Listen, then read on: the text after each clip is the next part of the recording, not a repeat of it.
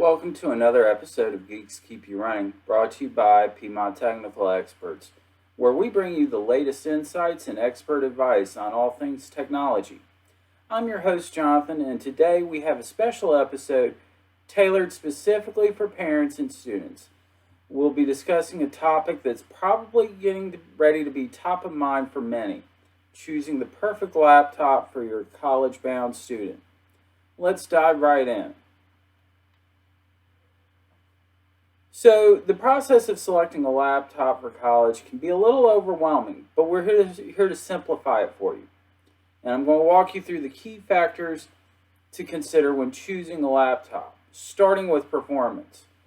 You want a laptop that can handle the demands of coursework, research, and potentially even creative project. A machine running basic office applications and not doing heavy gaming is going to be a system with an i5 with between 8 to 16 gigs of RAM, depending on how long you want to run that laptop. If you're going to be doing any kind of design work, AutoCAD, Photoshop, those types of things, you're probably going to want an i7 or an i9 processor or the equivalent in an AMD chipset and at least 16 gigs of RAM. Next, we're going to want to talk about battery life. Battery life is so crucial. The laptop is only as good as its battery. Most standard laptops come with a 6-cell battery. Most manufacturers are going to tell you that lasts 4 to 6 hours of runtime. In reality, through normal use of applications and things like that, it's probably closer to 2 to 4 hours before you need to plug in and recharge. If you're really needing to go all day without a power cord, then I would recommend a 9-cell battery option.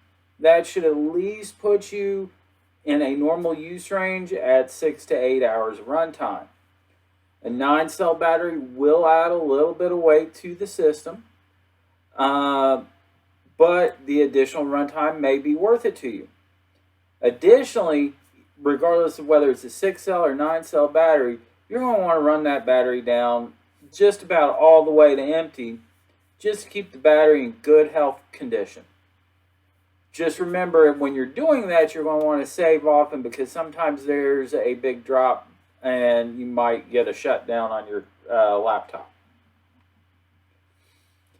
After battery life, let's talk about storage. So there are lots of different kinds of storage options, but what I would say is most standard laptops are going to be either at the 256 gig or 512 gig solid state drive.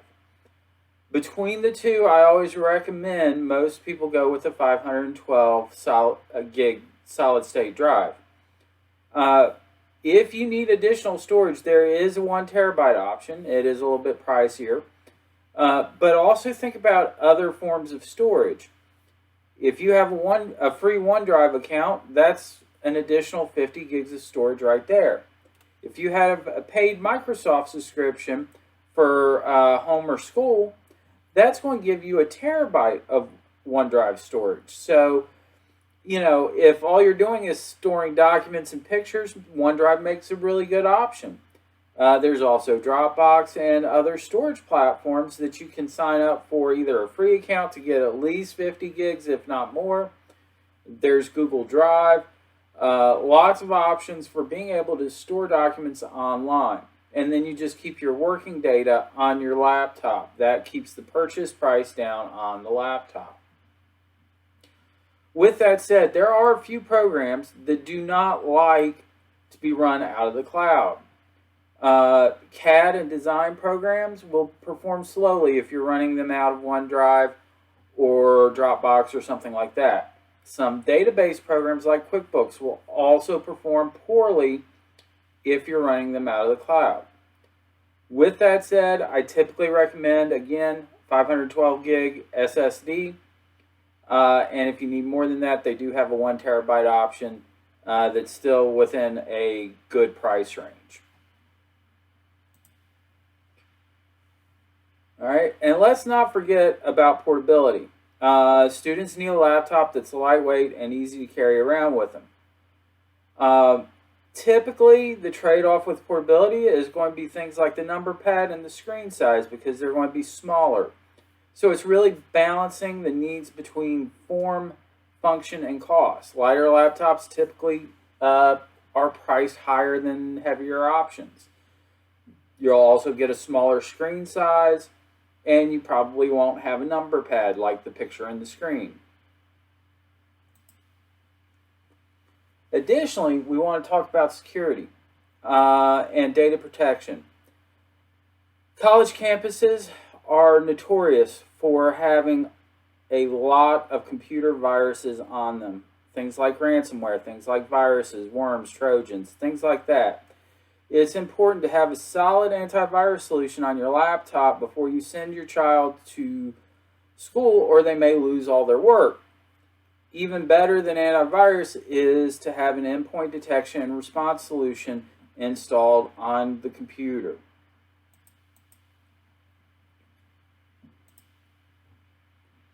Budgets on laptops are key.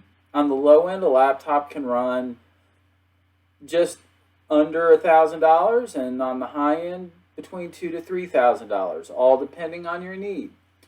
The Lenovo IdeaPad and Dell Inspiron are economy machines, while the Lenovo ThinkPad and Dell Latitude are more stable, hardened systems with a little more horsepower. Then again, Alienware laptops and Lenovo Legion laptops are great for design and gaming. It all depends on your need as well as your budget.